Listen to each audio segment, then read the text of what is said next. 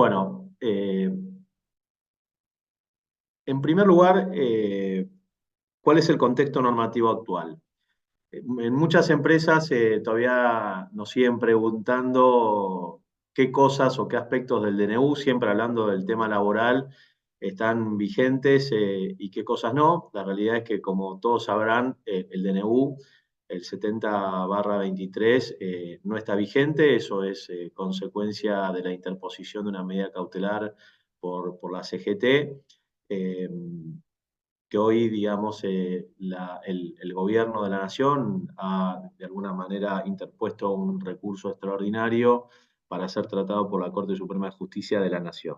Es decir, que en materia laboral, el contenido o el capítulo o los títulos que estaban referidos a la reforma laboral efectivamente no están en vigencia, no están vigentes. A pesar de que muchos aspectos contenidos en el DNU eran importantes e impactaban positivamente para el sector empresarial y para el empleador, hoy lo cierto es que esas normas no están en vigencia. Había normas importantes, o hay normas importantes, que tienen que ver sobre todo, uno de los que más nos entusiasmaba a los abogados que somos de alguna manera representantes del sector empleador o del sector pyme, era todo aquello que tenía que ver con una mejor posición en materia de actualización de capitales de condena en los juicios laborales, como así también la posibilidad de que ante un eventual juicio laboral y una condena, los empresarios tuvieran la posibilidad de pagar esos montos en cuotas con algún mínimo de tasa de interés. Hoy sabemos que la contingencia laboral es enorme, no vamos a entrar en cuestiones que ya todos los empresarios sabemos o conocen, eh, que tiene que ver con el impacto económico negativo que tiene hoy la contingencia laboral, dada en principio por la posición judicial que se está tomando en materia laboral.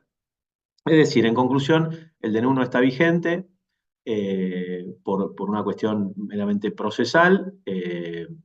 Justamente la Confederación General del Trabajo está tratando de negociar con el gobierno la posibilidad de que el gobierno desista del recurso extraordinario interpuesto, pero hoy lo cierto es que el DNU, insisto, no está en vigencia.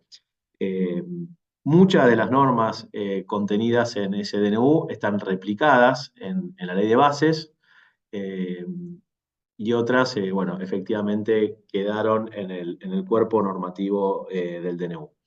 Lo que sí está en vigencia, por supuesto, la ley de contrato de trabajo, que como todos sabemos también es una ley antigua. Después vamos a referirnos a cómo impacta la antigüedad de la ley en nuestro ecosistema PYME. Y lo que sí, por supuesto, está vigente es la ley de bases en materia laboral. Nos vamos a referir hoy, no nos vamos a referir a otros capítulos que están contenidos en la ley de bases. Y la reforma que introduce en este sentido la ley de bases en un capítulo que se llama modernización laboral y otro que tiene que ver con la promoción del empleo registrado, están vigentes. Ahora bien, eh, la ley de bases en materia laboral tiene dos aspectos importantes o relevantes, como podemos señalar. Uno tiene que ver con la promoción del empleo registrado y otro tiene que ver con la modernización de la ley laboral exclusivamente. La promoción del empleo registrado, como ustedes saben, es un mecanismo que propicia la ley y que regula la ley, que de alguna manera permite a los empresarios blanquear aquellas situaciones de relaciones laborales que están irregularmente registradas.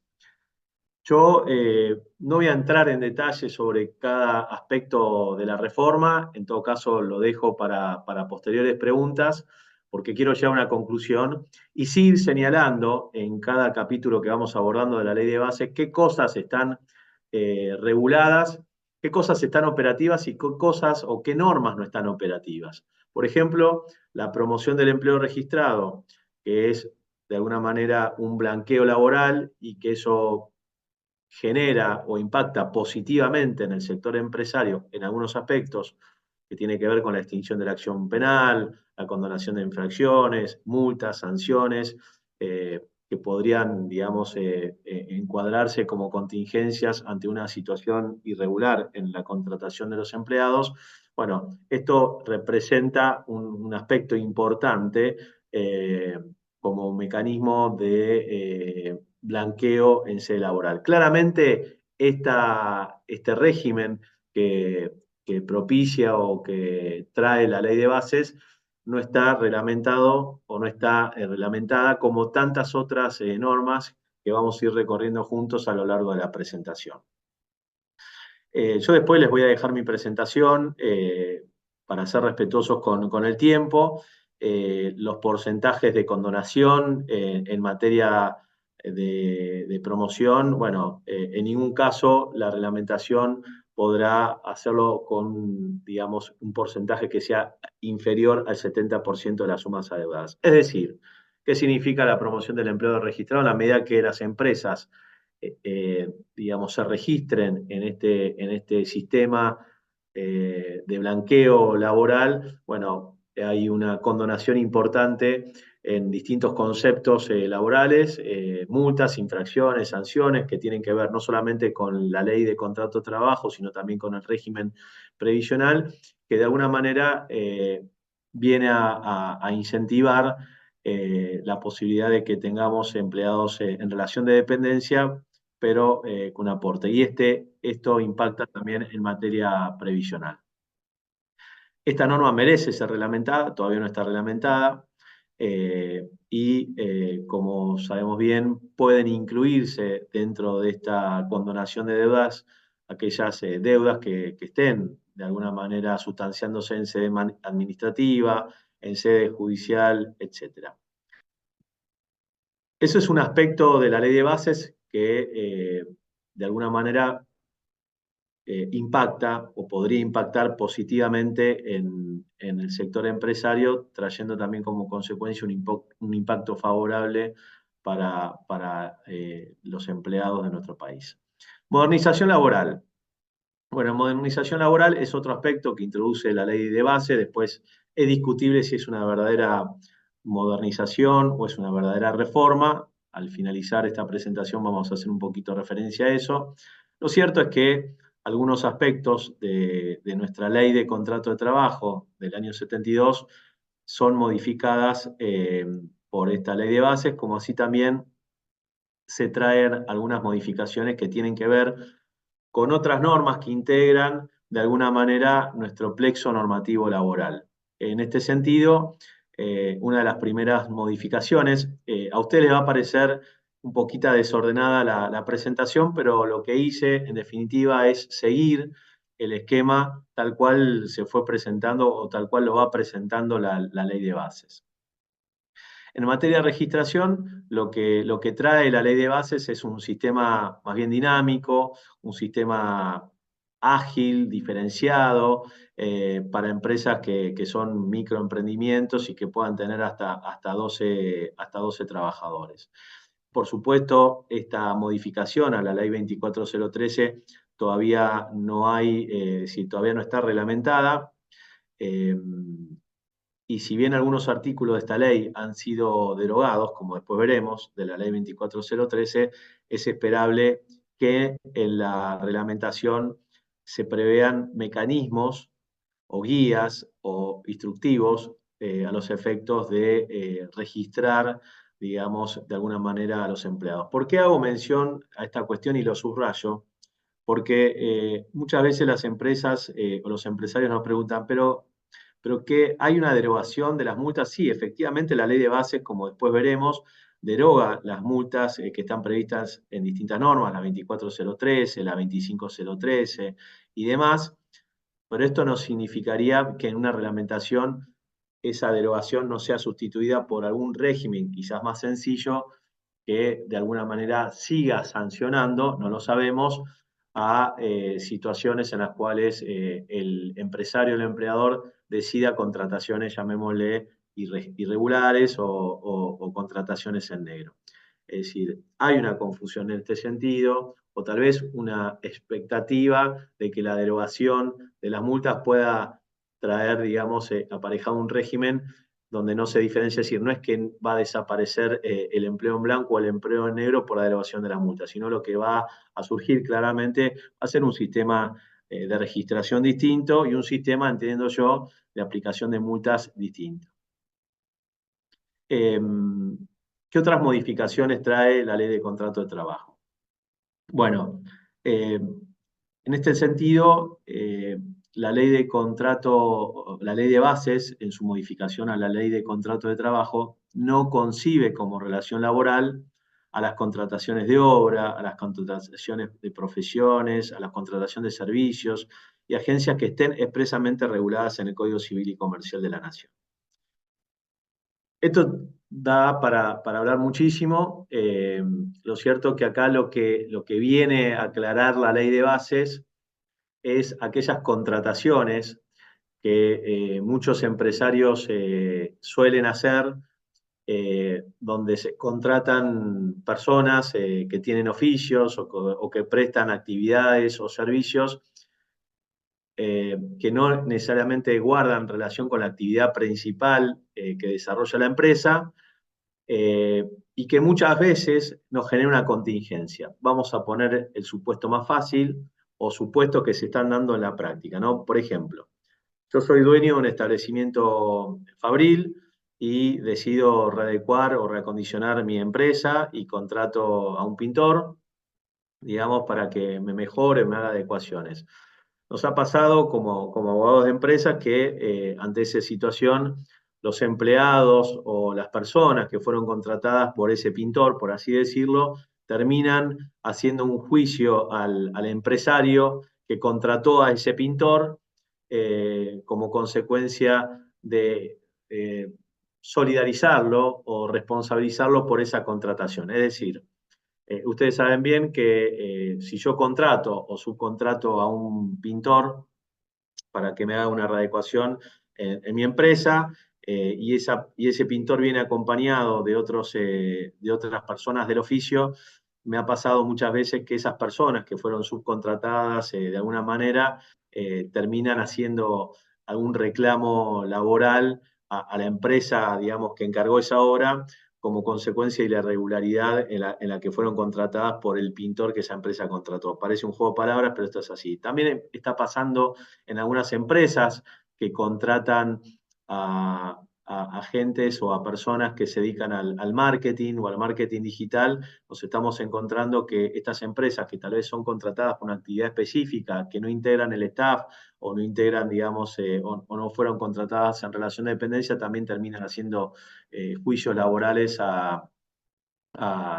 y responsabilizando a la empresa que necesita de ese servicio. Lo cierto que en esto la ley de bases emprolija esa situación, sale o permite o admite que acá efectivamente no se presume una relación laboral cuando se trata de contrataciones de obra, de servicios, de profesiones o otro tipo de actividades que hasta entonces pudieron de alguna manera, con mala fe del empleado, intentar atribuir una relación laboral.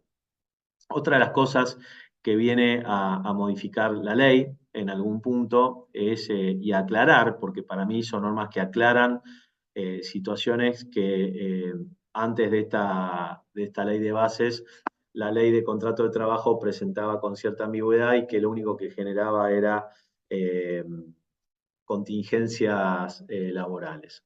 Los trabajadores que son también tomados por empresas a través de consultoras que prestan servicio de trabajo eventual, bueno, también acá había una zona gris donde muchas veces, si bien la empresa de servicio eventual es la que contrata directamente un empleado que trabaja en mi empresa, bueno, este trabajador muchas veces por principios que están incorporados a la ley de contrato de trabajo y por normas que están incorporadas a la ley de contrato de trabajo, nos terminaba haciendo juicio o terminaba haciendo un reclamo laboral a la empresa que contrataba ese servicio de trabajo eventual, ¿no es cierto?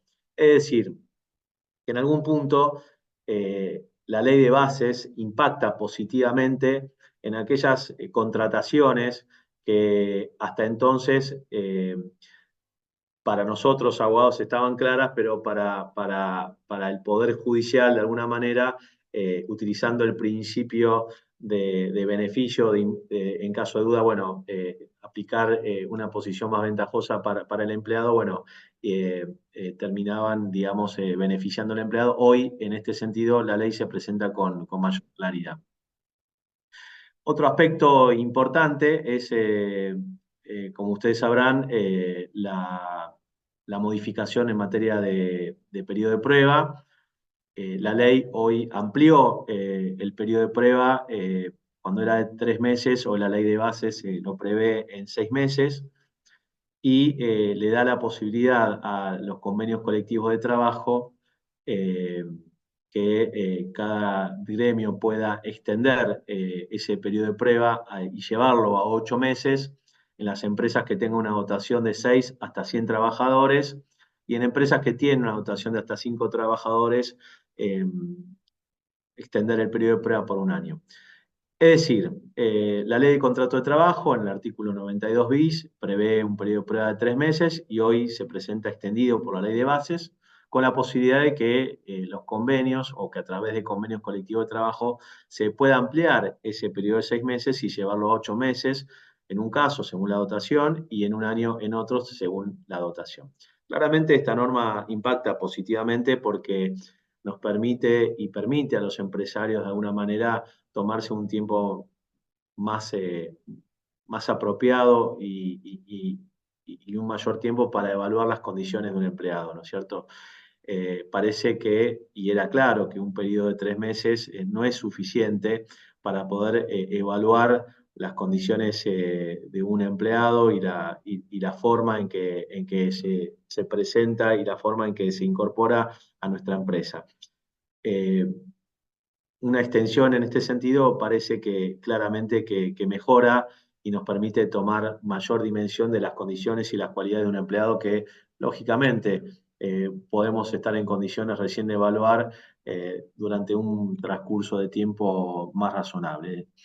Eh, Esto no significa que los empresarios puedan abusarse de esta situación.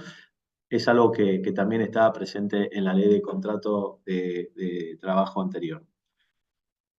En este sentido, el artículo 92 bis. Eh, Acá aparece otra situación, que es la de los subcontratistas, que de alguna manera nosotros ahora se presume, como dijimos, no se presume que hay relación laboral cuando la empresa contrata servicios o determinados oficios que están encuadrados o están tipificados en el Código Civil y Comercial. También dijimos que no se presume que hay relación laboral cuando acudimos a una empresa de servicio eventual, y también consideramos que no se presume que hay una relación laboral cuando, digamos, hacemos una subcontratación, pero en este supuesto lo que trae la ley como modificación es que aquellos trabajadores que prestaron, digamos, labores o servicios para subcontratistas, por ejemplo, puedan acudir a la empresa que los contrató para que efectivamente la empresa que contrató a ese subcontratista, que eventualmente no le paga a esos trabajadores, el empresario pueda retener, digamos, algunos conceptos o algunas facturas o pago de servicios que eventualmente esta empresa o esta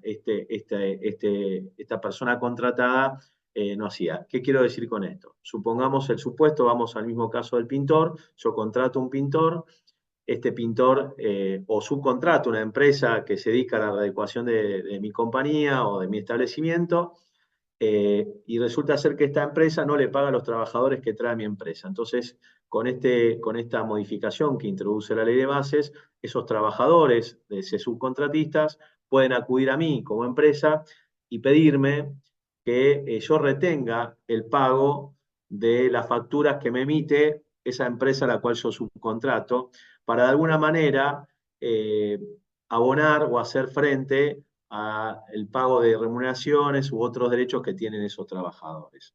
Es una modificación que no estaba prevista en la ley de contrato de trabajo y que de alguna manera también nos permite, digamos, eximir o que nos permite salir de una responsabilidad que siempre, o de una contingencia de la cual el empresario muchas veces no es dueño. Es decir, hasta ahora tenemos que en materia de reforma laboral introducida por la ley de bases, tenemos a aquellas personas que contratamos bajo un contrato que estaba de alguna manera encuadrado en el Código Civil y Comercial, tenemos la situación de los subcontratistas, tenemos la contratación de trabajadores a través de empresas de servicios eventuales. Bueno, en materia de mujer gestante, o sea, también se introduce una reforma laboral. Sabemos bien que la licencia por maternidad de alguna manera es de 90 días, eso no se modificó. Lo que sí se modificó es la cantidad de tiempo que una mujer embarazada, en este caso, puede asumir como licencia o puede pedir como licencia antes del nacimiento de su hijo, ¿no es cierto? En este sentido, hoy la mujer podrá optar por una reducción a la licencia anterior al parto que no podrá ser inferior a los 10 días. Es decir, que la mujer antes del parto podrá tomarse, digamos, 10 días y los 35 días restantes anteriores al parto se acumularán con los 45 posteriores. Es decir, que cuando antes el plazo, digamos, anterior al parto era, digamos, se exigía un plazo de alguna manera de licencia mayor, en este caso ha quedado reducido sin de alguna manera considerar que el plazo total para licencia es de 90 días. Eh, también introduce una modificación en este sentido que tiene que ver desde qué momento la mujer tiene derecho de alguna manera a la estabilidad del empleo. Bueno, y es a partir del momento en que se practique la notificación y no a partir del momento de la concepción. Eh, bueno, otra de las modificaciones, que es de público y notorio conocimiento, tiene que ver con los bloqueos o toma de establecimientos. Esta es una de las normas que hoy están, por supuesto, más resistidas por la CGT, que tiene que ver con los bloqueos o toma de establecimientos, donde efectivamente la ley de contrato de trabajo la considera como una causal objetiva de extinción del contrato de trabajo para aquellos empleados que hayan participado activamente en el bloqueo o la toma de establecimientos. Esto es una causal objetiva de injuria laboral grave que nos daría derecho o que le daría derecho a los empresarios efectivamente a despedir a una persona que haya participado en estas circunstancias. Hay otros supuestos que introduce la ley de bases, que tiene que ver donde se presume que hay una injuria grave, que es cuando se afecta la libertad de un trabajador que no quiere eventualmente adherirse a una medida de fuerza. Eh, eh, lo que acá tenemos la pregunta que nos debemos hacer, y después es esperable que en algún punto la reglamentación lo refiere, es qué pasa, es decir, esta norma entra en colisión en algún sentido con lo que sería la indemnidad gremial, ¿no es cierto?, con la indemnidad sindical. Es decir, yo podría, y la pregunta que nos podemos hacer como empresarios es, yo podría eventualmente, de alguna manera, despedir a un delegado que de alguna manera es un funcionario de un gremio por incentivar a los trabajadores de mi empresa a no adherirse a una medida de fuerza. Bueno, por eso algunas disposiciones contenidas en la ley de bases presenta alguna ambigüedad que nosotros como abogados esperemos, y empresarios también, esperemos que sea reglamentado y que a través de la reglamentación no solamente se reglamente lo que haya que reglamentar, sino que se aclaren algunos conceptos, porque cuando las leyes son ambiguas, en definitiva, la ambigüedad a veces juega contrariamente a nuestros intereses.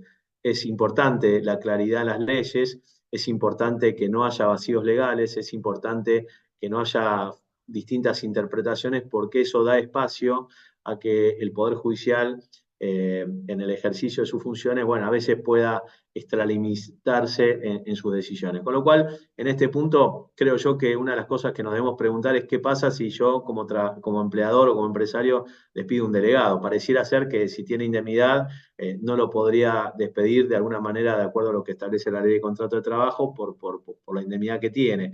Con lo cual, en este sentido, bueno, hay cosas que todavía quedan sin resolver. Lo que es cierto es que ante una causal objetiva de bloqueo ante un establecimiento, ahí, digamos, ante la ocurrencia de ese hecho y en la medida que podamos detectar qué empleado está, digamos, ha incurrido en esa acción, bueno, existe la posibilidad de despedirlo. Claramente, después habrá que tomar los recaudos como nosotros tenemos que operar como empresarios y qué aconsejamos los abogados para, ante una determinada situación, poder despedir con justa causa, ¿no es cierto? Acá la ley menciona que el empleador deberá intimar al trabajador al cese de esa actitud.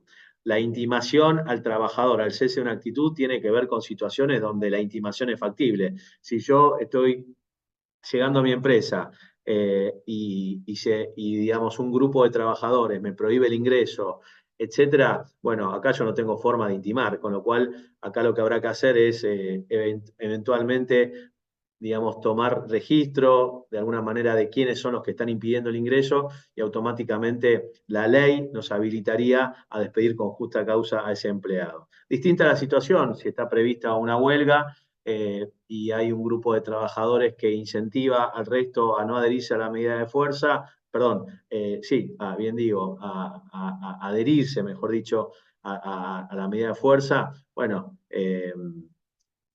eventualmente ahí sí podré intimar a aquel trabajador que está incentivando a los otros a acogerse a la medida de fuerza.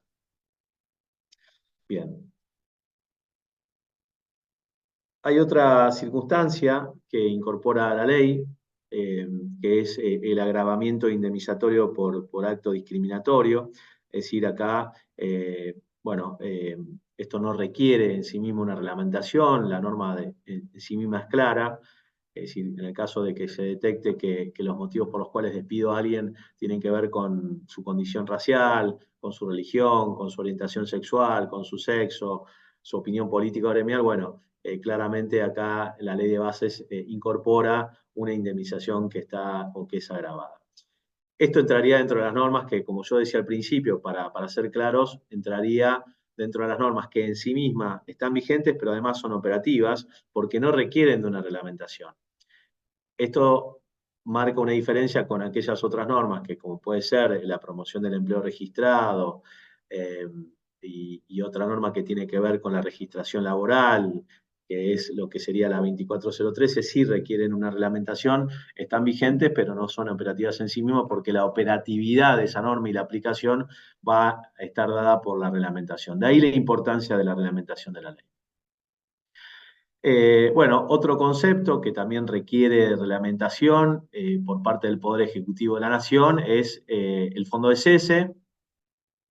Eh, Se prevén distintos mecanismos o posibles situaciones para poder sustituir la indemnización prevista por el artículo 245 de la Ley de Contrato de Trabajo por algunos sistemas distintos eh, que permitirían de alguna manera al empresario sustituir el fondo de cese. Hoy lo que se está debatiendo es si el fondo de cese es algo que requiere que esté previsto, digamos, en un convenio colectivo de trabajo o cada empresa individualmente podría adoptar, digamos, un régimen como tiene la UOCRA, con un, digamos, un patrimonio o con una suma de dinero de afectación en sustitución de la indemnización prevista por el artículo 245.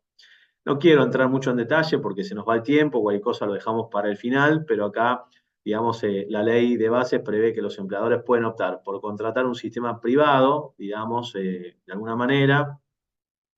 Prevé otra situación. Un sistema privado sería empresas que de alguna manera se dediquen a prestar este servicio, es decir, que sean de alguna manera, como podría ser en su momento lo que eran las AFJP y demás. Bueno, se me ocurre que un sistema privado, contratar un sistema privado podría ser alguno de esos mecanismos. También la posibilidad de autoasegurarse. Eh, Insisto, no está reglamentado.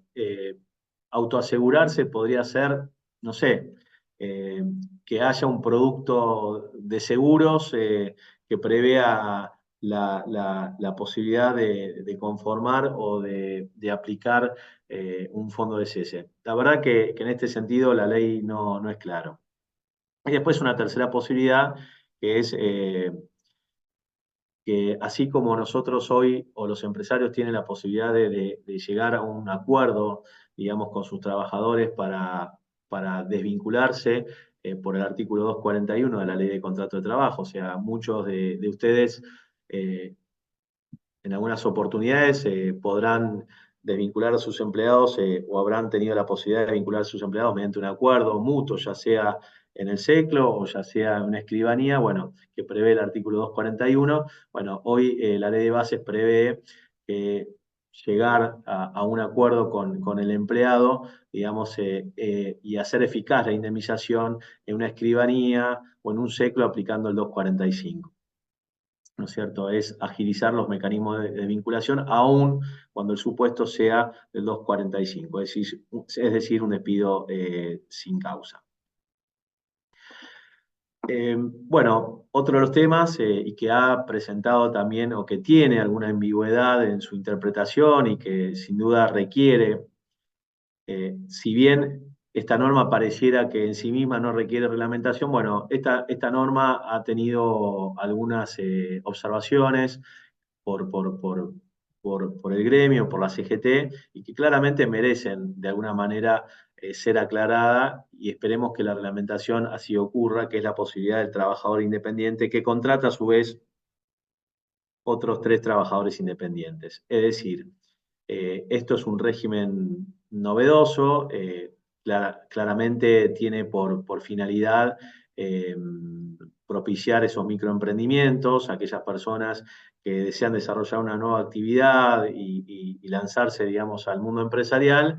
Bueno, le da la posibilidad de contratar colaboradores, que acá la ley, digamos, indistintamente llama trabajadores independientes, etcétera. Eh, Esto merece aclaración, es una norma que si bien el espíritu, desde mi punto de vista, es claro, que el espíritu es fomentar los microemprendimientos y que los empresarios puedan desarrollar actividades empresariales valiéndose de 3 colaboradores sin entrar en una relación de dependencia. Lo cierto es que hoy ha despertado, digamos, algunas inquietudes y algunas observaciones por algún sector por el sector gremial. Vamos avanzando. Bueno, la ley de bases, como decía al principio, introduce, eh, bueno, o deroga, mejor dicho, la ley 24013 en algunos artículos que tienen que ver con la falta de registración de la relación laboral, cuando también la fecha de ingresos y deroga la ley 24013 en lo que es la aplicación de multas por estos conceptos, o sea, falta de registración total o falta de registración parcial, etcétera, etcétera, etcétera, con todas las situaciones que están normalizadas y que están reguladas en la 24013.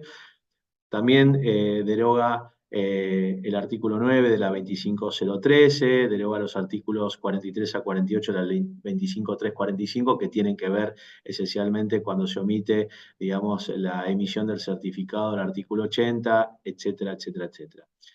La pregunta que muchas veces nos hacen los empresarios es, bueno, pero estas leyes que hoy se derogan, eh, ¿qué impacta para el futuro? ¿Impacta para el pasado? ¿Son retroactivas? ¿No son retroactivas? Por ejemplo, si nosotros desvinculamos a una persona que está con nosotros hace 10 años y eventualmente tuvimos algún pago que no todo el pago estaba registrado, sino que estaba, digamos, se pagaba en negro. Muchas veces nos preguntan, bueno, pero ¿qué pasa con la aplicación de las multas? Desde mi punto de vista, hay dos principios que utilizamos los abogados, que uno es el principio de la irretroactividad de las normas, y acá se aplica además otro segundo principio que es propio de la ley laboral, que es la aplicación de la ley más benigna para el empleado. Es decir, que si hoy nosotros, empresarios o empleadores, un empleado nos hace juicio y en ese juicio además nos plantea o en su liquidación nos presenta una serie de multas que están, digamos, previstas en la ley 2403 y en otras normas que hoy se derogan por la ley de bases, en mi punto de vista, pareciera ser que esas multas y esa liquidación sería, digamos, factible y un juicio con una condena en sentido contrario, amparándose estas normas, sería posible. Entiendo que estas derogaciones aplican para las relaciones nuevas, como todo lo que está previsto en la ley de bases y en la modificación de la ley de bases. Es decir, todo lo que nosotros hoy estamos viendo aplica para las relaciones nuevas. Esa es mi posición, amparada mi posición en el principio de irretroactividad de la ley, es decir, las leyes no se aplican para el pasado, sino que se aplican para el futuro, y también por la aplicación del principio de la ley más benigna para el trabajador. Bien, hasta aquí, de alguna manera, traté de resumir los aspectos más relevantes que trae la ley de bases. Por supuesto que si nosotros dispusiéramos de más tiempo, podríamos entrar en detalle en cada una de las modificaciones introducidas por la ley de bases a la ley de contrato de trabajo. En conclusión, ¿qué tenemos hoy que saber? El DNU está vigente en materia laboral. ¿Es posible que esté vigente? Bueno, eso dependerá de cómo se resuelva en la justicia eh, y que eventualmente después, es decir, el decreto pueda entrar en vigencia y eventualmente después entrará en los mecanismos que se requieren parlamentariamente para ratificar el DNU. Pero en la medida que, suponiendo que la Corte Suprema de Justicia y suponiendo que el Poder Ejecutivo Nacional sostuviera el recurso, bueno, en la medida que obtengamos un fallo a favor de la Corte Suprema en favor del capítulo de reforma laboral del DNU, el DNU entraría automáticamente en vigencia. Hoy no está vigente el DNU, lo que está vigente es la ley de bases en aquellas normas que han sido modificadas de la ley de contrato de trabajo, pero en algunos casos es necesario, digamos, la reglamentación para que esas normas introducidas en la reforma de la ley de bases o como reforma a la ley de contrato de trabajo estén reglamentadas. Es decir, están vigentes, pero no son operativas. La pregunta que nos podemos hacer, y que yo de alguna manera llevé al Congreso Nacional PYME, es si esta reforma introducida por la ley de bases es suficiente, ¿no es cierto? Entonces, en este sentido, donde yo digo que debemos repensar el sistema laboral argentino. Y repensar el sistema laboral argentino o pensar en el sistema laboral argentino es normalizar la realidad, digo yo, ¿no? ¿Qué significa normalizar la realidad? Y la verdad, lo que tenemos para decir es que la ley de contrato de trabajo dictada en la década del 70 es vieja, es antigua y lo que es necesario, o sea, nosotros cuando estudiamos abogacía, nuestros profesores nos enseñaron de alguna manera que la ley o que las normas deben contemplar o deben receptar las tendencias y las necesidades de la sociedad. Esa es la pura realidad.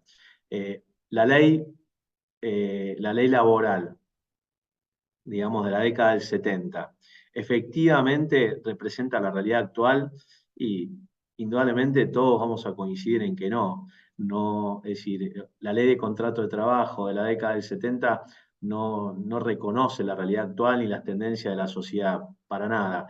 Presenta en consecuencia muchas ambigüedades, tiene algunos vacíos legales porque no resuelve las situaciones actuales que se dan hoy en el marco de las relaciones laborales y lo que de alguna manera favorece esa ambigüedad, como decíamos antes, lo que favorece un vacío legal es la industria del juicio.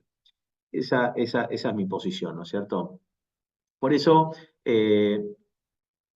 yo vengo pensando hace tiempo, no solamente eh, con, digamos, la ley de bases y con el DNU, sino que vengo pensando hace muchos años en mi profesión en la necesidad de cambiar el paradigma dentro de la ley de contrato de trabajo, ¿no es cierto? Eh, la ley de contrato de trabajo es, digamos, hoy estamos en una etapa de colaboracionismo, es decir, ustedes, los que son empresarios y que me están oyendo, de alguna manera sabrán que la relación entre cliente y proveedor, en realidad hoy, en la medida que haya relaciones de colaboración, creo que son relaciones mucho más virtuosas y me parece que esta tendencia del colaboracionismo entre empresarios es algo que también hay que llevarlo al vínculo laboral, ¿no es cierto? El vínculo laboral tiene que ser un vínculo o una relación virtuosa donde todos ganamos, o sea, no solamente gana el empleado, sino también donde gana el empresario. Eh, y donde hoy la eficiencia es un aspecto importante.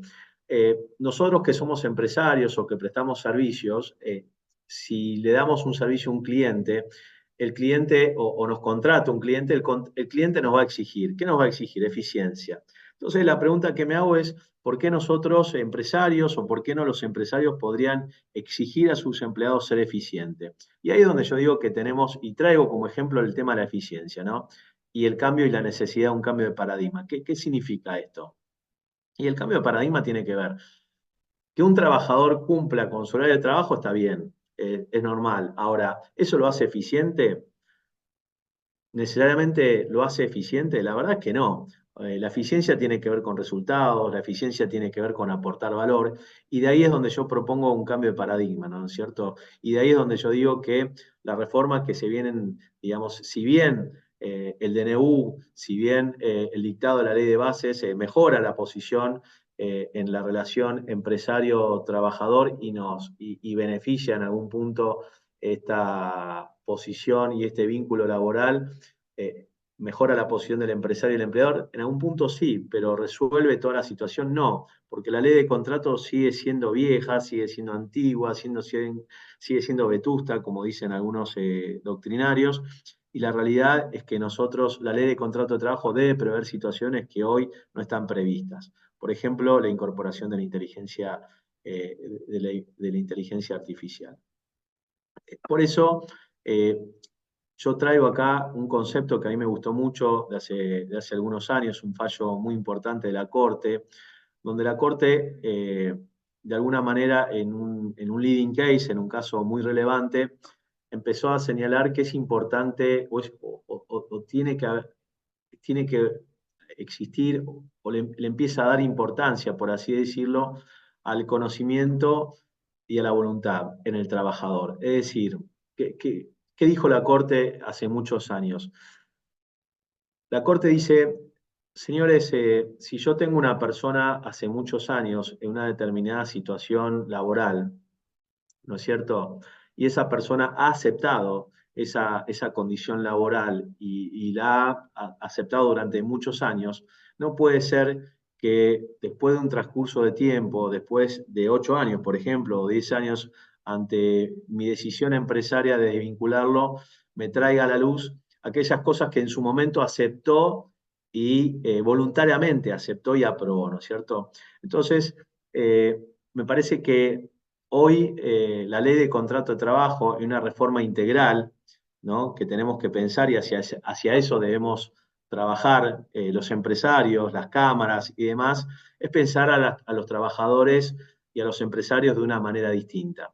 Cuando la ley de contrato de trabajo en la década del 70 surgió y nació, efectivamente parecía que el trabajador era una persona que estaba oprimida, que no era muy consciente de los actos que otorgaba y que estaba en una posición de debilidad, y el empresario una persona, digamos, autoritaria, que imponía, etc. Me parece que hoy, en la época en la que nos encontramos, ya no es posible pensar en una relación de opresión. La verdad que en este cambio de paradigma que yo propongo, me parece que lo que tenemos que empezar a pensar es que los trabajadores, como los empresarios, somos seres conscientes, tenemos facultades cognitivas y también volitivas, es decir, consentimos, aceptamos un acto y en ese contexto aceptamos una relación que bien puede ser laboral.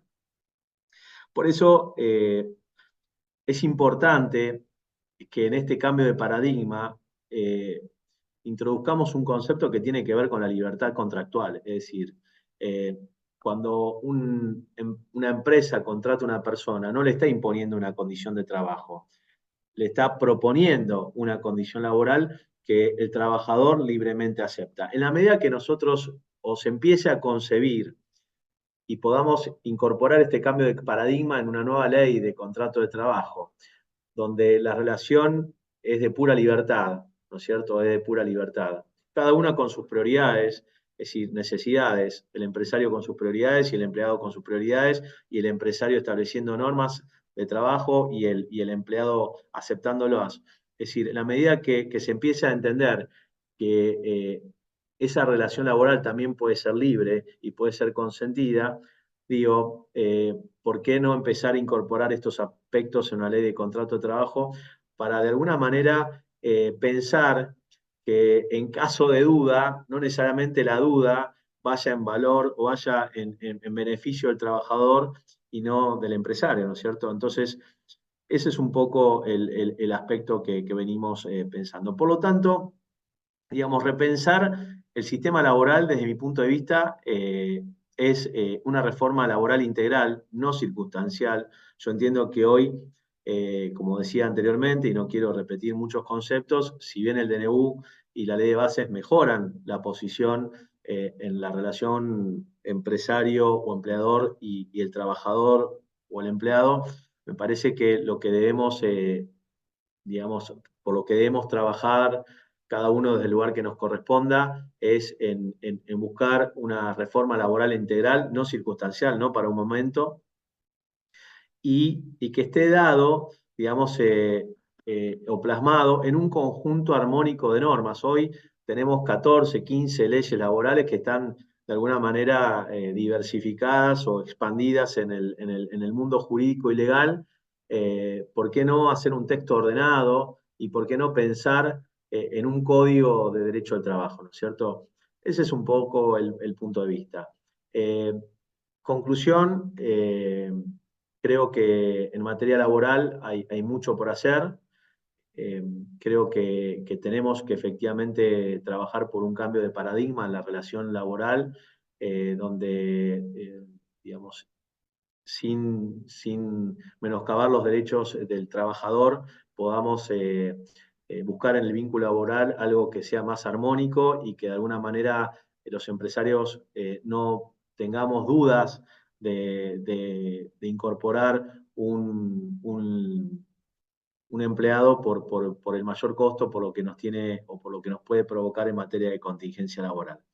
Así que bueno, quería de alguna manera hablar sobre el contexto normativo actual y dejar de alguna manera expresada mi posición en cuanto a la necesidad de una reforma laboral integral, eh, donde la ley de bases, insisto, y finalizo con esto, mejora la posición, no es una modernización laboral, la modernización laboral es otra cosa, y donde, bueno, ¿por qué no pensar en un texto ordenado, un texto único, que sea más fácil de interpretar, que sea accesible para los abogados en la hora de interpretar, porque en la medida que podamos ordenar nuestro sistema laboral argentino, hacerlo más claro, en la medida que no haya ambigüedades a la hora de interpretar, en la medida que no haya vacíos legales, bueno, vamos a ir desalentando de a poco lo que sería la industria del juicio, que es lo que nos encarece el costo laboral,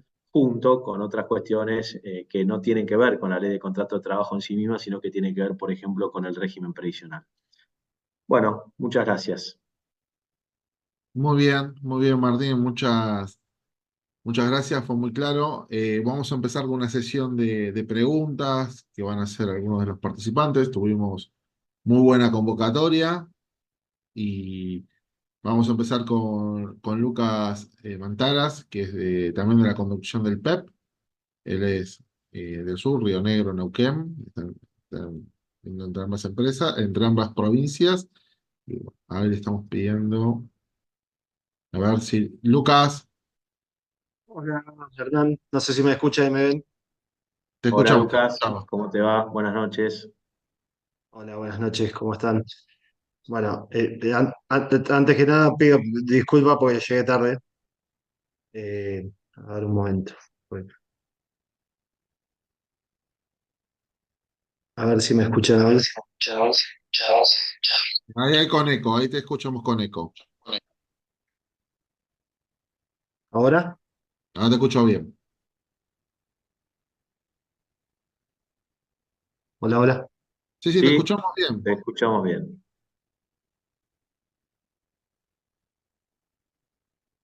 Yo no los escucho a ustedes.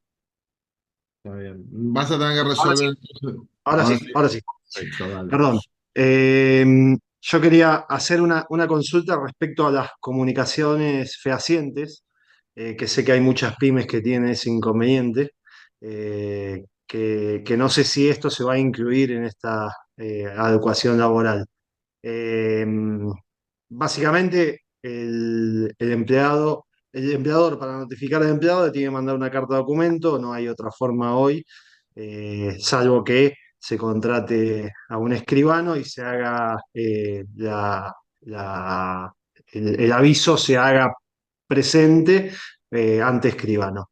Suele pasar a la mayoría de las pequeñas y medianas empresas que es difícil que el correo llegue al lugar en donde el empleado reside, y también suele pasar que se rechaza la carta, no se notifica y de esa manera se generan distorsiones, o que el empleado no se notifica. Entiendo que la ley no prevé esto, pero si hay alguna manera de incluirlo, no sé si Martín tenés conocimiento de alguna posibilidad o cómo hacer para pelear para que esto se actualice, este sistema que entendemos que es antiguo también, ¿no? Mira, la ley generalmente, es decir, no solamente la ley laboral refiere a la comunicación fehaciente, eso lo encontrás en otras normas civiles o comerciales, el tema de comunicación fehaciente. Es muy pertinente lo que vos decís. Hoy creo que la comunicación, es decir, ha quedado fehaciente el concepto de comunicación fehaciente o qué es la comunicación fehaciente, ha quedado desactualizado, habida cuenta de que tenemos otros mecanismos de notificación que hoy, digamos, tienen eficacia probatoria, ¿no es cierto? El envío de un correo electrónico o el envío de un WhatsApp.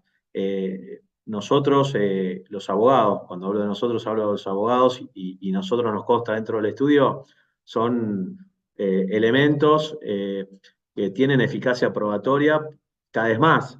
Entonces, yo creo que el concepto de comunicación fehaciente podría tranquilamente darse en el marco de una reforma laboral como algo que también, digamos, podríamos no necesariamente que sea algo propio de la ley laboral, porque la comunicación fehaciente es requerido para las intimaciones de cualquier orden y de cualquier materia, ¿no es cierto?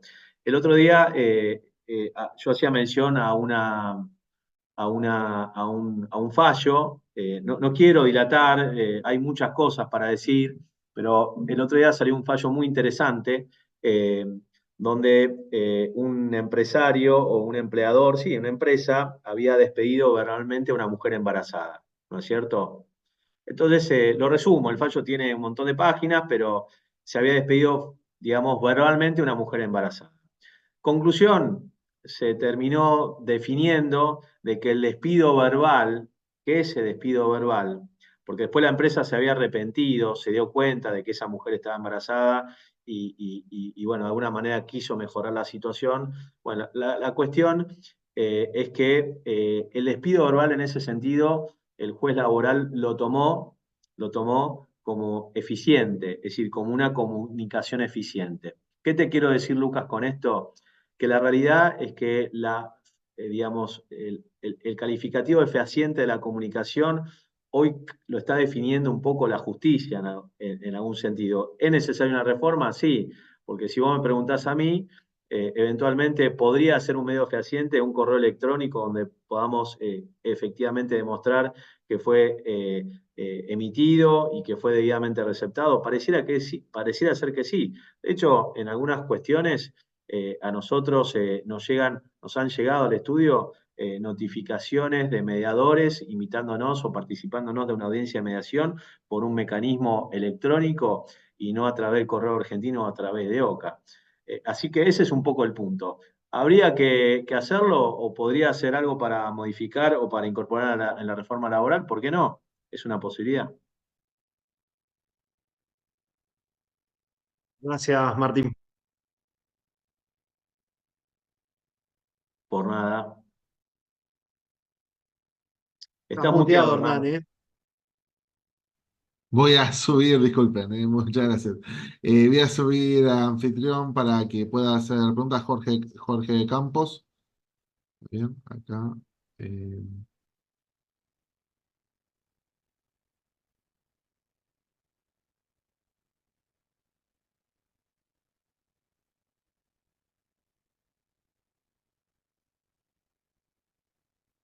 Jorge, te estamos. Desmuteate, Jorge. Sacate No, ahí Ahí está, está, ahí estás. ahí está. Bueno, eh, te escuché muy atentamente, Martín. Comparto gran parte de lo que decís, por no decir que todo, pero me voy a poner en abogado del diablo, porque Sí, esa es la forma de que podemos sacar algo en limpio. sí. Insisto, coincido con vos en el 99% de lo que decís, pero para poder sumar, justamente me voy a poner en abogado del diablo. Dale. Entonces, el abogado del diablo es empezar a encontrarle objeciones a esto.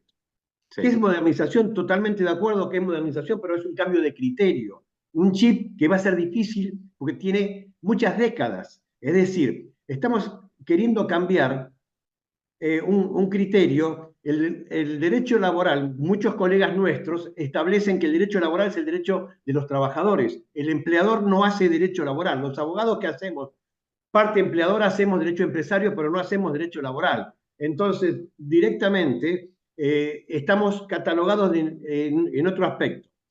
Pero acá tenemos algunas cuestiones. Planteo de inconstitucionalidad vamos a tener un montón. Esta ley va a tener un montón de planteos de. ¿Por qué? Porque el artículo 14 bis famoso de la Constitución Nacional está dando la posibilidad de que muchas de estas cosas a las que yo tomo con admiración, lamentablemente no tengo toda la esperanza de que vayan a avanzar. Tales como, por ejemplo, fíjate vos cómo se cambió el criterio. En el tema de discriminación, nosotros los abogados aprendimos que el que alega un hecho debe probarlo, pero con el tema de la discriminación se había cambiado el criterio y ahora se vuelve a cambiar. Antes, cuando había un tema de discriminación, con solo dar un indicio era suficiente para invertir la cara de la prueba. El empleador tenía que probar que no lo había despedido por discriminación. Ahora se vuelve a la anterior, es decir, el trabajador va a tener que probar que el despido fue discriminatorio. Fíjate vos cómo cambia rotundamente el enfoque. Eso como tantas otras. El tema de el despido en caso de bloqueos. Sí, van a haber grandes cosas, porque acá hay derechos adquiridos. ¿Cómo haces vos? ¿Cómo haces vos para que un sindicalista eh, que tuvo hace muchos años y que justamente por el derecho y toda la tutela sindical pueda renunciar a ese derecho que ya tiene? sí, pero ahí te hago un comentario, Jorge, si me Decime. permitís 2 minutos, para no perderme, te estoy escuchando Sí, atentamente. El tema del bloqueo es una cuestión distinta, pues en definitiva lo que prevé nuestra Constitución Nacional es el derecho a huelga, ¿sí? Pero si vos me bloqueás, estás atentando contra el a eso derecho voy. a mi trabajo lícito, estás atentando contra mi Exactamente. derecho de propiedad privada, estás atentando contra mi libertad de circulación, que también son derechos constitucionales. Exactamente, a eso apunto, a Entonces, eso, que me adelantaste, Martín, muy bien, que me bien, adelantaste, porque yo creo que esto no tendríamos que verlo como derecho laboral, sino como derecho penal. ¿Por qué? Porque la bueno, persona que me está coartando el derecho al libre tránsito, me está coartando el derecho a ejercer una industria lícita, etcétera, etcétera. Está cometiendo un delito, más allá de que atenta contra la Constitución, está cometiendo un delito. Entonces yo creo que la fortaleza no va a estar tanto en derecho laboral, sino en el derecho penal y que se aplique. Sí, sí, pero está bien, pero está bien. En este punto me parece que de alguna manera, a ver, que cabe la posibilidad de una acción penal, bueno, eventualmente cabe la posibilidad de una acción penal, es discutible. Ahora, me parece bien que la ley laboral le diga a aquellos, o le señale a aquellos que enarbolan la bandera de la defensa de los derechos del trabajador, que le diga, muchachos, una cosa es el derecho a huelga, ¿sí? Y otra cosa es que Claro, vos prohíbas el ingreso a mi empresa, que vos me dañes alguna máquina, que vos me... seguro. Es decir, como pasa, o sea, uno tiene, o Sí, sea, yo estoy en la calle, voy a los parques industriales, visito a mis empresas, he recorrido en épocas los parques y me he encontrado con empresas que le rompían las máquinas y prendían fuego. seguro. Es así, eso es real y Bueno, nadie, ahí hay nadie me delito de puede daño. burlar de... ¿Eh? Seguro, ahí hay delito de daño. Exacto. Exactamente, ahí hay violencia. Entonces la violencia Eh, no puede ser sostenida. Disculpe un segundito, están hablando de un tema, voy a pedir que entre como panelista, a ver si ahora me acepta, el presidente del MEAP, que es el Movimiento Empresarial Antibloqueo, Juan Gabriel Méndez, a ver si ahora está, si, bueno, ustedes siguen, lo dejo, a ver si... Sí, sí, no, coincido Ahí en está. este sentido, Martín. Pero yo Bueno, me quiero alegro. ponerme, yo quiero ponerme, que me va a costar, pero lo quiero hacer, en abogado de trabajadores, que ataco a Martín porque es un explotador. El doctor Martín explota a los trabajadores que estamos debilitados porque Mirá, la casta. te hago un comentario, porque a veces lo digo con sencillez, porque me gusta, amo lo que hago, y a veces voy a algunos programas de radio, y a veces pareciera que uno lo que hace tiene una connotación ideológica. Yo digo, yo en realidad soy un abogado de empresa, no tengo en lo que hago, es decir, no hay ideología en lo que yo hago. Entonces, la verdad es esa. Eh, ese es mi punto de vista. Pareciera, pues a veces se nos tildan de ideólogos o digamos, o de un montón de otras cosas, ¿no? Que son irreproducibles. En realidad, yo lo que hago es defender la posición de la empresa. Yo soy abogado de empresa, no soy abogado del trabajador. Y lo hago por convicción, porque me formé y porque trabajé en empresas de adentro, desde afuera. Entonces, ese es el punto, ¿cierto? Ese es el punto. Bueno, Yo digo lo siguiente, el derecho laboral no es el derecho del trabajador ni el derecho del empleador, es el derecho del trabajo. ¿Por qué? Porque los dos son necesarios. No hay Sí. empleadores si no hay Jo- trabajadores, y no hay Jo- trabajadores si no hay empleadores. Jorge, le vamos a tener que dar un segundo, te voy a poner de vuelta como espectador, le vamos a Ah, dar la palabra a Juan ok, Méndez. ok. Te agradezco muchísimo. Después, bueno, si al final está, vemos si podés volver a entrar. Dale, se dan los tiempos. Sí, sí, porque Gracias. tengo un temita jurídico con el tema este. No Bueno, con este, dale, con otro, dale. dale. Bueno, dale, un abrazo, gracias. Hola, ¿qué Juan, tal? Buenas noches. Bueno, desde ya muy agradecido por haberme integrado. Es un placer estar con ustedes. Realmente disfruté de tu charla, Martín, muy ¿En serio? interesante. Bueno, Sí, por gracias. supuesto, cómo no. Mira, yo siempre digo que nutrir a los empresarios, como inclusive a los trabajadores, es muy importante, porque la gente no sabe realmente a veces qué es lo correcto y lo incorrecto. Yo recién os escuchaba como presidente del MEAP y bueno, hablando de lo que es el bloqueo. Y la realidad que la única manera más directa de enfrentar al bloqueo es el ámbito penal. Por el ámbito laboral es muy complicado. Hay que ir a lo penal sí o sí, porque hay una realidad, hay turbación de la propiedad privada, daños materiales a las empresas, bloqueos, no permitir el normal funcionamiento de la empresa. Todo eso, nosotros, el mecanismo que tenemos, que es el eje principal del MEAP, es por el lado penal. Está muy Es más, bien, yo no lo a, descarto. a todos los que están siendo afectados, los asesoramos directamente para el lado penal. Ir a hacer la denuncia penal, tomar las pruebas, pero también hay algo que es muy importante. Cocinar todas las pruebas, por supuesto, registrarlas ante escribano público y llevárselas cocinadas justamente a la parte judicial, a los fiscales, sí, porque si no, no actúan. La realidad es esa.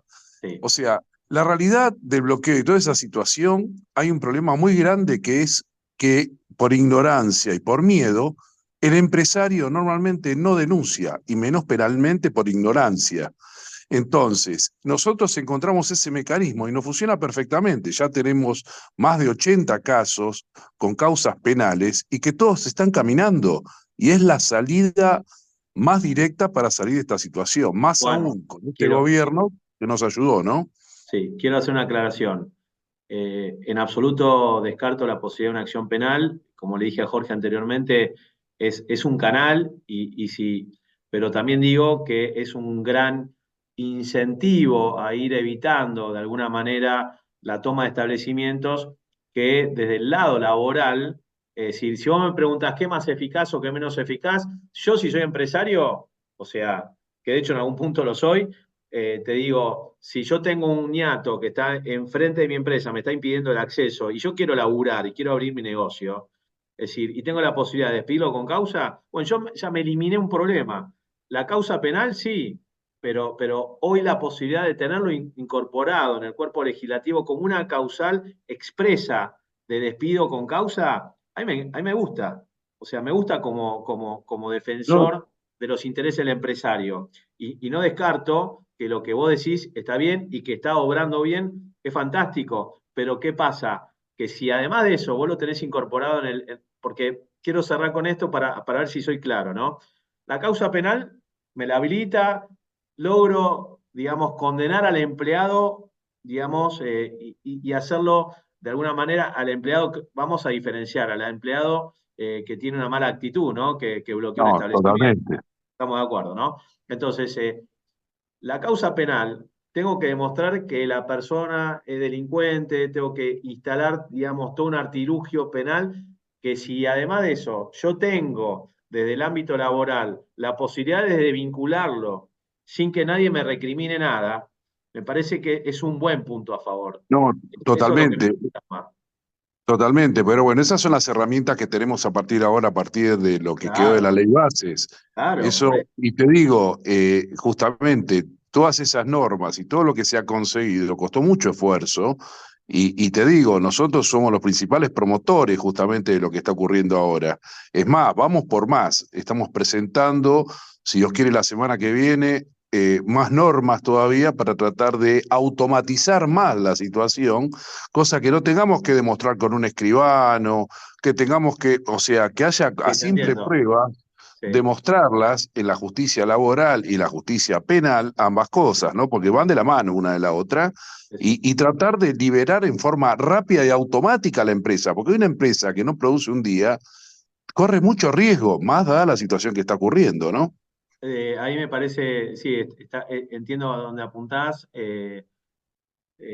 Yo creo que hoy tenés mecanismos más ágiles con el aporte de la tecnología. O sea, si yo grabo una persona que está en la entrada de mi establecimiento impidiéndome el ingreso, lo grabo, le saco fotografías y después de ahí me voy al escribano para que me certifique eso, bueno, eso por sí solo podría ser suficiente, mirá lo que te voy a decir, para, No, pa- no, no, pero debería ser suficiente para presentar, totalmente. para presentar una medida cautelar ante un fuero laboral y que el juez laboral ordene y me valide el despido con causa y que el pibe no me entre más a la empresa. ¿Se entiende? Pero No, bueno, totalmente. es un buen punto, así que buenísimo. Bueno, no quiero, por favor, quiero dejar que continúen las preguntas, bueno, colaborar dentro de lo que nosotros sabemos que es el bloqueo. Y desde ya estoy muy agradecido que hayan invitado a todos nuestros integrantes del MEAP y que, bueno, que estamos para ayudarnos, estamos para hacer de esta Argentina algo mejor. Así que, bueno, vos estás contribuyendo hoy con tu momento. Bueno, Y bueno, y bueno. nosotros de la forma que lo hacemos, como el PEP lo hace todos los días también. Así que estoy muy agradecido. Gracias. Gracias, Juan, un placer conocerte, ¿eh? Por favor, igualmente. Vamos a, bueno, te voy a, acá con Juan, lo voy a, muy bien, tengo algunas preguntas, así que vamos también. Te estaban preguntando un tema que está dando mucha vuelta. ¿Qué opinás del fondo de cese?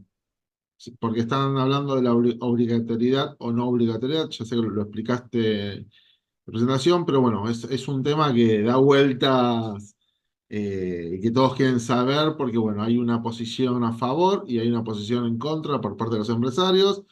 Hay una parte importante de los empresarios que dicen, no, nos va a aumentar mucho los costos, no nos conviene por entre rentabilidad. Y otros dicen, no, con esto en la UOCRA fue un éxito total. Ustedes cómo lo ven.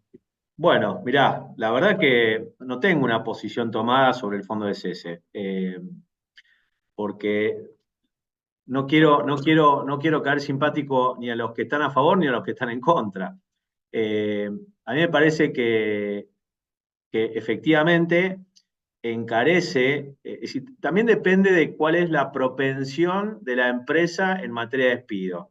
Cuando uno, digamos, además de asesorar jurídicamente, además de ser, digamos, asesorar jurídicamente, cuando uno asesora desde el punto de vista legal, también hace un análisis económico de una decisión que tiene implicancias jurídicas. Con lo cual, es pertinente que si vos no tenés es una empresa que no tiene habitualmente despidos, y obligarla o que tome la decisión de hacer, digamos, o de retener una suma de dinero que puede ser el 8% del salario bruto de una persona, de un empleado, todos los meses y de todos los empleados, obviamente eso encarece el costo laboral y tranquilamente podés relajarte y decir, bueno, la verdad es un fondo que no sé cuándo lo voy a usar y si lo voy a usar alguna vez y si se va a usar alguna vez, porque eh, para que sea útil tal vez tendría que pensar que todos los empleados van a ser despedidos por el 245 y esto no ocurre siempre, o sea, no todas las empresas tienen un índice alto de despidos por 245, con lo cual el punto, digamos, está bien mirado de un lado o del otro. Hay gente que pensará, es decir, el análisis que hay que hacer es qué tendencia o qué estadística tengo en mi empresa, para así decirlo, de 2,45, o sea, cuál es la tendencia de mi empresa, cuál es la estadística, tomar, no sé, años de desarrollo para ver cuántos 2,45 tuve, como para decir, sí, la verdad que se justifica o no que yo tenga o pueda decir que eso, que el fondo de cese es bueno o es malo. Ese es un poco el punto. O sea, lo que define la cuestión, más que jurídica, es económica y financiera. ¿No es cierto? No sé si soy claro en la respuesta. No, se entiende perfecto, perfecto. Vamos ahora a darle, para que quiera hacer unas preguntas, a Ariel Quintela. Ariel Quintela es uno de los fundadores del PEP. Además, es miembro muy importante del MEAP y de diferentes organizaciones pymes. O sea, es un referente del sector pyme. Entonces, bueno, Ariel, por favor, si puedes, la pregunta, tenés que sacar. Ahí está. Hola Ariel, buenas noches. Hola Martín, hola Hernán, muchas gracias, gracias por la presentación. Bueno, agradecido Martín por tu tiempo, por ayudarnos a tener mayor conocimiento sobre todo lo que es lo laboral. Es muy importante, como dijo Juan antes, para nosotros es muy valeroso porque de repente a veces carecemos de información. El tema con el cese laboral, el gran kit de la cuestión, es que cómo se va a determinar, ¿no? ¿Qué es el gran problema? Si va a ser por paritarias o va a ser de libre empresa. Sí. Si la cuestión sería de libre empresa, no habría problema porque cada uno podría elegir si se acata a un seguro de desempleo o no. El problema es que si va por paritarias, ya la libertad de libre empresa queda un poco acotada y es el miedo que tiene la mayoría de las empresas, porque vos ahí tenés dos grandes mundos que dentro de lo que son las empresas, tenés quienes tienen mucho personal digamos, fijo, que por ahí llevan años, que no tienen necesidad de tener un seguro de desempleo, porque, bueno, tranquilamente lo pueden absorber con el tiempo. Y están los que tienen alta rotación y que, bueno, por ahí preferirían tener un seguro de desempleo porque eso les aseguraría los costos. Entonces, yo lo que estamos escuchando en diferentes grupos de pymes es que, bueno, tienen mucho miedo de que esto se haga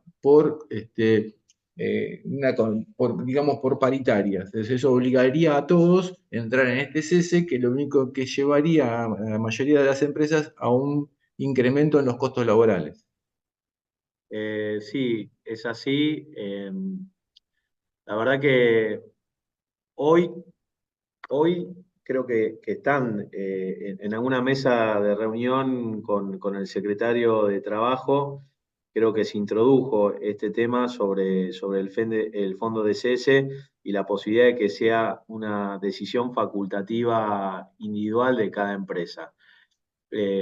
A mí lo que se me ocurre, porque la ley lo dice, esta posibilidad de autoasegurarse, tendría que pensarlo, ¿no?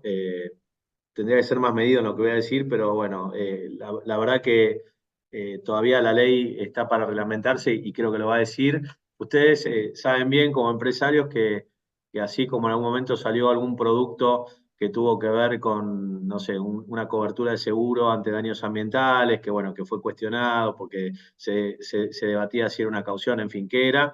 Yo creo que es factible, porque la ley lo prevé, que la ley base habla de entidades privadas como mecanismos para poder, digamos, generar ese fondo de ceso, y también habla de la posibilidad de autoasegurarse.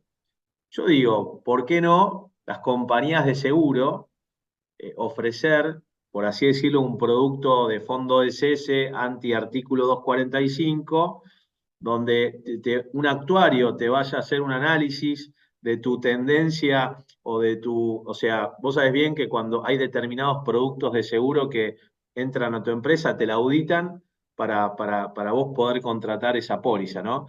Digo, si existiera un producto que a las compañías les guste y que sea rentable a las compañías de seguro, porque hay que ver si les es rentable, quizás esto es una forma de bajar el costo para la constitución o para la generación de un fondo de cese. Se me ocurre.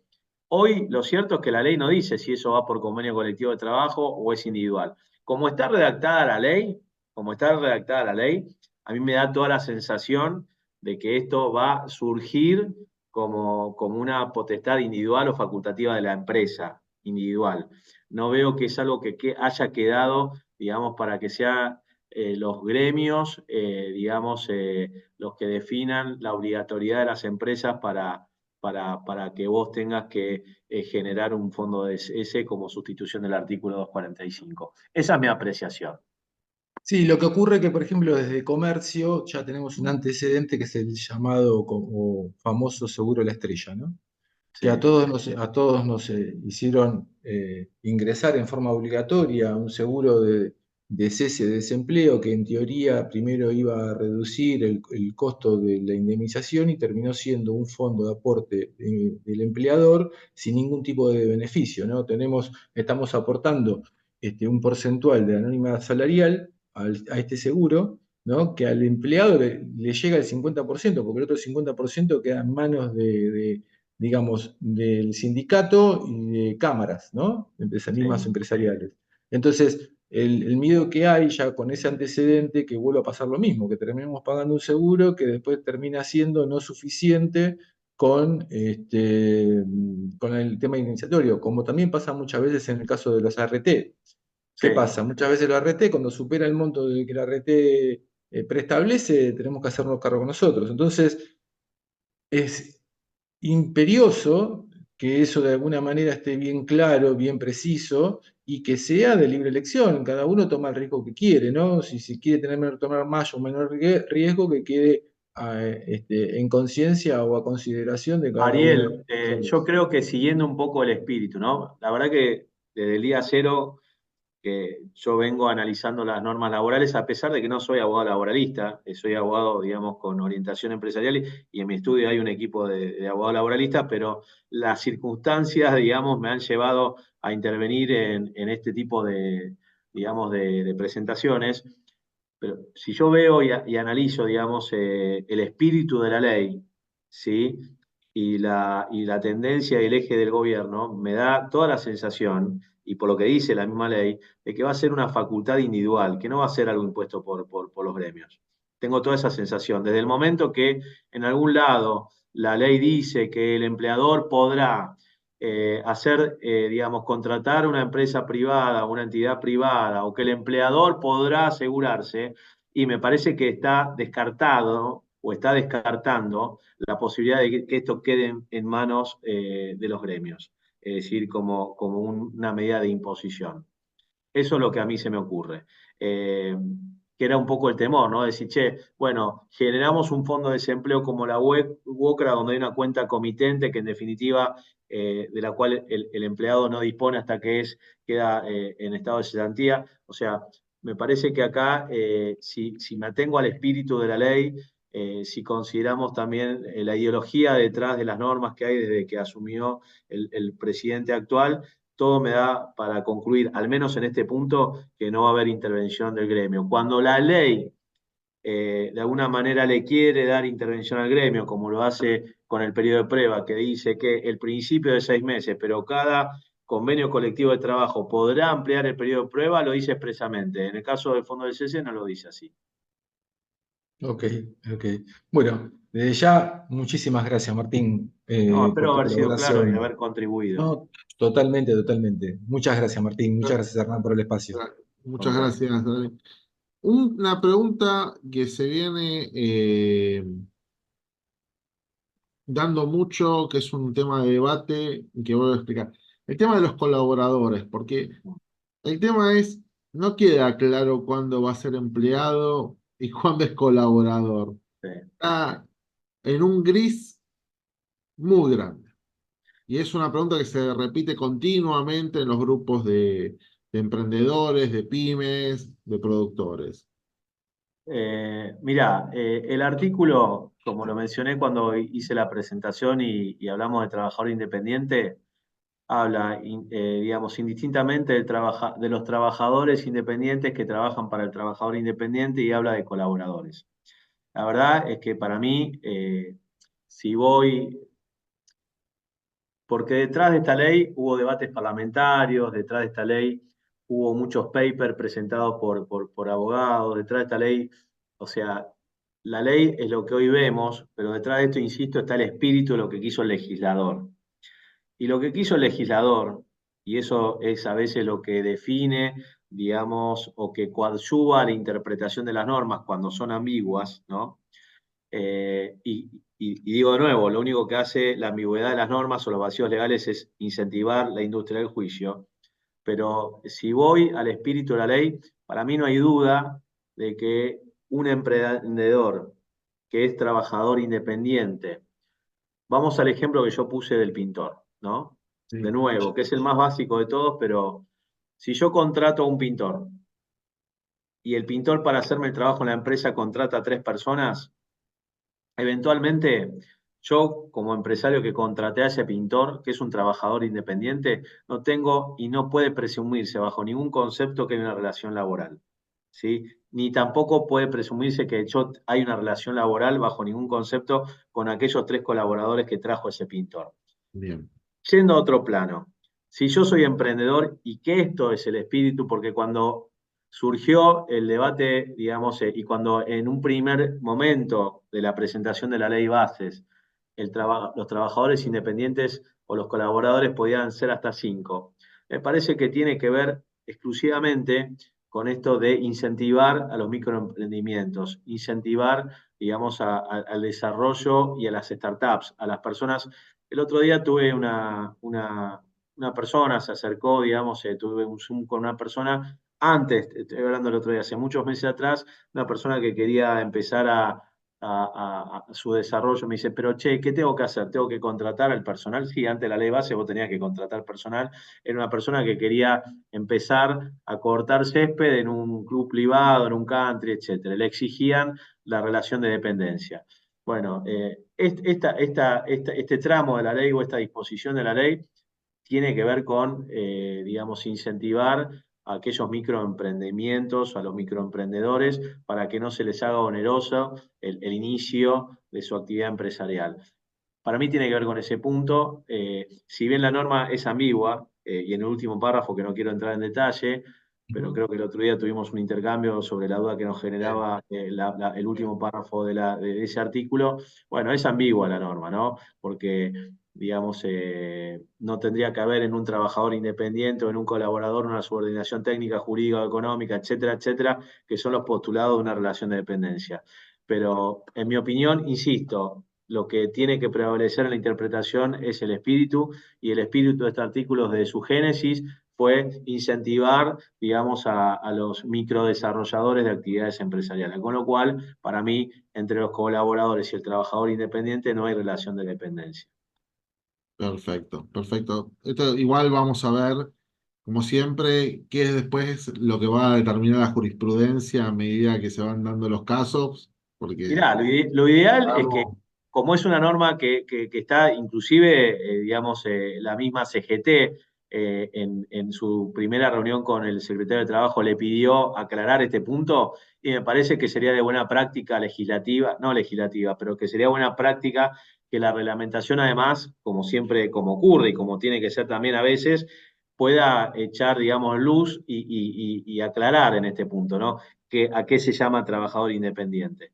¿Y qué es el trabajador independiente? Y no sujetarlo a la interpretación jurisprudencial, porque la realidad es que si sujetamos todas aquellas ambigüedades que presenta la ley a la jurisprudencia, y la verdad que estamos en la misma situación y de nada sirve esta reforma, no sé si soy claro. Es más de lo mismo. Entonces me parece que sería de buena práctica legislativa o buena práctica normativa que esto sea aclarado en el reglamento y aprovechar esa instancia para eso, ¿no? No solamente para hacer operativas normas que necesitan reglamentación en sí mismas, sino para aclarar aquellas situaciones que hoy presentan ambigüedades interpretativas. Esa es mi posición. bien, vamos a tomar dos últimas preguntas. Analía Batalla está preguntando algo, pero me parece que no están. Habla de, en relación al falso testimonio en los juicios laborales que dan actualmente. Me parece Sí. que no hay nada de esto. No, en la ley de bases no hay nada. Hola, Analía, ahí está en el chat, dice, bueno, no. La ley de bases no dice nada sobre el falso testimonio. No hace falta tampoco que la ley lo diga. Claramente, en los juicios laborales nosotros nos encontramos, hoy casualmente lo estamos hablando en el estudio a partir de una situación, eh, hay mucho falso testimonio, es decir, no solamente en la justicia laboral se presentan testigos donde son inducidos y el falso testimonio no es solamente una situación que se da en los juicios laborales. A la pregunta concreta es, ¿el falso testimonio existe en sí mismo sin necesidad de que sea incorporada una reforma laboral? Porque el falso testimonio es un tipo penal que está previsto para aquellas personas que en el marco de un proceso judicial dan un testimonio que carece de realidad y que es falso en sí mismo y que es apócrifo, por así decirlo. Con lo cual, no es necesario que esté una reforma laboral. No, de hecho, se está tratando de, por otros temas, de poner una legislación. Hoy está, pero realmente las fiscalías no hacen nada con el tema de las falsas denuncias, en otros ámbitos, ¿no? Y se está Sí, porque tratando de son impulsar delitos que tienen penas muy, muy bajas, ¿no? Entonces, la verdad que las fiscalías, yo no soy penalista, pero por lo que advierto y por lo que hablo con colegas, obviamente se meten y le dan prioridad a aquellos delitos que tienen, digamos, más entidad y como los recursos son escasos también en la justicia penal, entonces, bueno, eso es otro tema, pero el falso Sí. testimonio como figura penal no hace falta que esté incorporada en una reforma laboral, ¿no es cierto? No, no, no.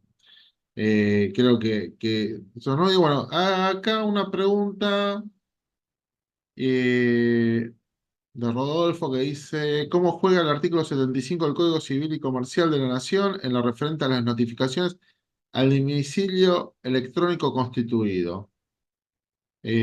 Como aporte, entiendo que se puede actualizar el legajo del empleado mediante una nota en la cual especifique cuál es su domicilio electrónico, email, WhatsApp. Sí, eventualmente, es decir, podría ser en la medida que el empleado aporte un domicilio electrónico. En realidad el domicilio electrónico hoy está previsto, digamos, solamente las notificaciones que se hacen a través de AFIP, ¿no es cierto? Por ejemplo, los mediadores están notificando sus mediaciones a los domicilios electrónicos, digamos, del empleador. Por eso nosotros a los clientes siempre les pedimos, por favor, que revisen todos los días las notificaciones electrónicas, porque hoy las mediaciones se están haciendo a través por lo menos las mediaciones a través del domicilio electrónico. La realidad es que si yo tengo que recomendar algo, y si tengo que recomendar como abogado de empresa una forma o un vehículo de notificación fehaciente, sigo acudiendo a la carta de documento, ya sea a través del correo argentino o a través de OCA, porque es lo que a mí me da garantía de comunicación fehaciente. ¿Hay otros mecanismos? Sí, hay otros mecanismos que tiene eficacia jurídica, sí, tiene eficacia jurídica, por ejemplo, para las relaciones contractuales civiles y comerciales. Ahora, para una cuestión de tanta envergadura como puede ser eventualmente despedir a una persona o intercambiar notificaciones, me parece que yo por lo menos en eso sigo manteniendo una postura tradicional, que es la notificación fehaciente a través de carta documento. Bueno, Sí, perfecto. AFIP, municipios notifican, digamos, por domicilio electrónico, eso es así, pero estamos en una instancia que tiene que ver, digamos, donde está incorporado, digamos, el medio electrónico como mecanismo digamos, de trabajo, pero en materia laboral no lo veo tan así. El SECLO también notifica al domicilio fiscal, es decir, es así. Bueno, cuando hablaba de mediaciones tiene que ver con la intervención de los mediadores que están por SECLO, ¿no? Dice, sí, los contadores se enteran antes que el empresario, efectivamente, y a veces los contadores, como no miran el domicilio electrónico, capaz pasan 4 días y resulta ser que nos comimos 4 días de notificación. Entonces nosotros siempre solemos decirle a los contadores y a los empresarios que revisen todos los días los domicilios electrónicos. Sí, ahí con el tema de domicilio electrónico se puede hacer, es hacer un alias. Entonces tienen Bien, un correo como domicilio electrónico y lo que recomiendo es cuando llega un correo ahí, que bien, dispare 3 o 4 correos a 3 o 4 del directorio, bien, contador, alguno de los socios, así nadie está sin, o sea, por lo menos alguien se entera de que recibe una notificación. Ahí puse una notita de sistemas. bien. Eh, bueno, yo, Martín, que por creo que podemos dar por terminado, se agradece muchísimo, pero muchísimo, fue muy clara toda tu exposición. La vamos a subir al canal de YouTube del PEP para que los que no pudieron participar o incluso aquellos que quieran volver a visualizar esta espectacular presentación. Y bueno, te agradecemos mucho y te dejo que cierres, así ya podemos ir terminando. Bueno, ¿querés que haga un cierre final? Sí, sí, sí. Bueno, la verdad es que lo que más me interesa en los tiempos que corren y como abogado de empresa que soy, es que cuando hago una presentación o cuando hablo con mis clientes, es ser claro. Eh, Me parece fundamental ser claro y lo que más me halaga es ver chats que digan, bueno, que la exposición fue clara. Como habrán visto en la exposición, no hay referencias a artículos del código de la ley de contrato de trabajo, ni referencias muy técnicas. Lo importante es que los empresarios y ustedes mismos hayan llevado conceptos claros. La Corte Suprema de Justicia está pidiendo a los jueces que sean claros en sus exposiciones, porque efectivamente la ley debe ser para todos, no solamente para los abogados que somos los que ejercemos a partir de la ley, sino que la ley debe ser clara para todos. Y sobre todo, digamos, en la medida que sea clara la ley, insisto, en la medida que no haya ambigüedades en la interpretación y cuanto menos espacio le demos a la interpretación, menos espacio le vamos a dar a algo que yo desaliento y que detesto como abogado de empresas, que es la industria del juicio. Esa es mi posición. Por lo demás, te agradezco, Hernán, la posibilidad de haber participado en una exposición donde tengo para mí que en algún momento concurrieron 80 personas que están interesadas y para mí esto es donde me anima a involucrarme en cuestiones porque tengo un ferviente, digamos, amor y predilección por las empresas pymes de nuestro país. Así que ese es un poco el punto. Y quedo a disposición para lo que necesiten. Muchas gracias, saludos a todos. Hasta luego. Gracias.